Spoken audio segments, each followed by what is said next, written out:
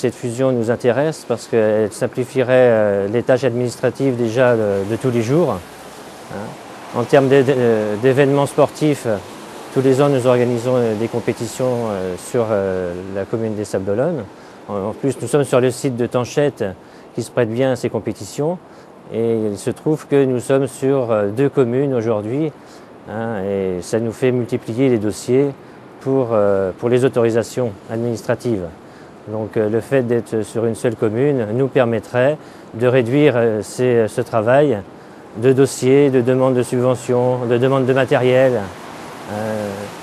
Nous sommes souvent confrontés à plusieurs entités pour les demandes de matériel sur la ville des Sables-d'Olonne, sur la ville du Château d'Olonne, des dossiers également au niveau de la communauté de communes, du syndicat mixte. Donc vous voyez, 4 dossiers pour une seule compétition, ça fait beaucoup de travail et du temps passé, alors qu'en fait il suffirait d'avoir une demande d'autorisation et d'avoir un interlocuteur au niveau de la ville des Sables, ce qui simplifierait bien notre tâche. Ensuite, en termes d'organisation, nous sommes déjà sur un club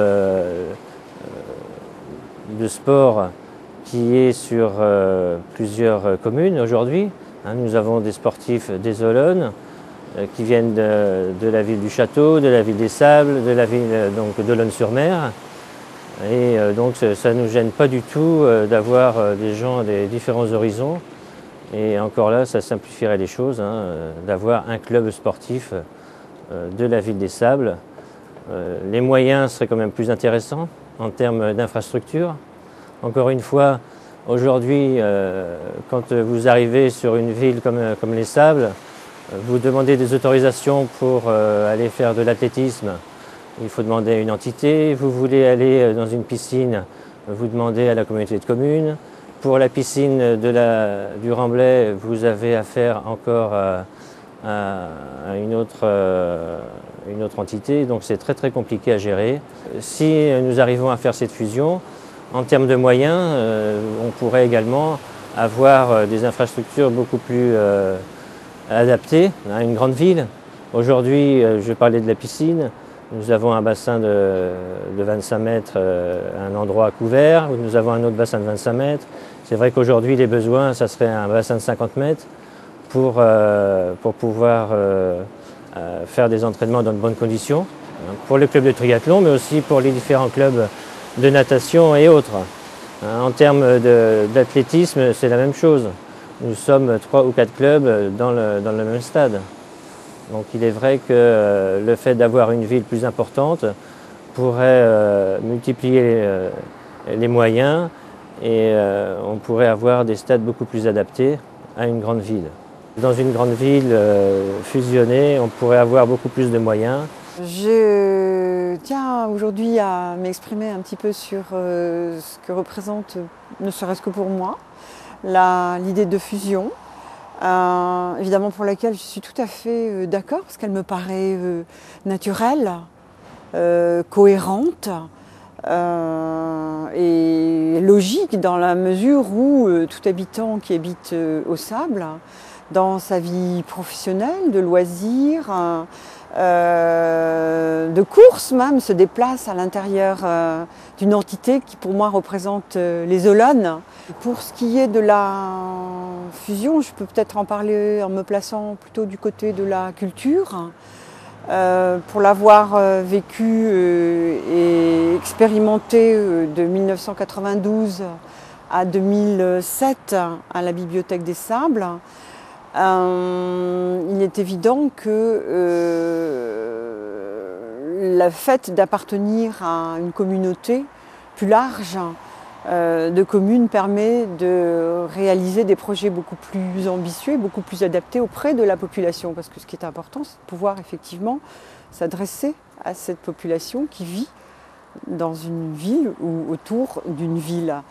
Et j'étais donc à l'origine d'une informatisation d'un réseau de bibliothèques qui s'est fait en partie, qui a réussi en partie par l'informatisation de la gestion des services et qui a échoué par l'implantation d'un véritable réseau de développement de lecture J'en veux pour preuve, ne serait-ce que la création de la bibliothèque du Château d'Olonne, qui s'est mise dans un endroit complètement inhabité, en dehors de tout lieu de proximité, de fréquentation des habitants.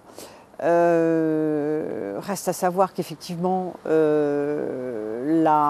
réseau de ce type nécessite effectivement des concours, des collaborations, des travaux en commun, et pour aboutir effectivement à ce que je crois que la population attend. Fondamentalement, on en est tous d'accord, c'est-à-dire la création d'une médiathèque qui s'adresse à une population de 45 000 habitants et qui permettent effectivement de pouvoir aussi compter sur des bibliothèques existantes qui continueraient effectivement à servir une population de proximité.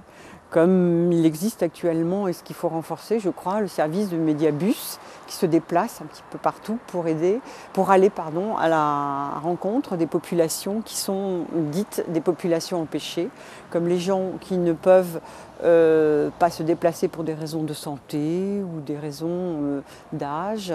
Donc un Médiabus intercommunal. Depuis 35 ans que je vis au pays des Olonnes, je peux vous dire que je me sens aussi bien Castellolonnais, où j'habite, que Sablé, où j'ai mon entreprise, et même Oulonnais, où ma mère a vécu les dernières années de sa vie heureuse. Donc pour ces raisons, bien évidemment, vous l'aurez compris, je voterai, ou du moins j'aurais voté, puisqu'au Château d'Olonne, malheureusement, nous n'aurons pas de consultation. Pour moi, ça me paraît vraiment dommage. Donc je voterai à 200% oui à la fusion de ce pays des Olonnes. Pourquoi? Je ne vous donnerai pas de chiffres, d'autres le feront mieux que moi, et KPLG, la société qui a fait l'étude, l'a très bien démontré lors des réunions publiques qui ont été organisées dans les 3 communes. C'est une évidence, la fusion est une évidence. Et cette évidence, vous la retrouvez même lorsque vous parcourez, comme j'ai pu le faire, le pays des Olonnes. Il y a une complète continuité territoriale entre ces 3 communes. Et vouloir maintenir 3 communes isolées, pour moi, c'est complètement artificiel. Si l'on veut illustrer un petit peu l'intérêt de la fusion, on pourrait prendre quelques cas particuliers. Et comme je suis dans le monde médical, je vous prendrai le cas de l'hôpital et de la clinique.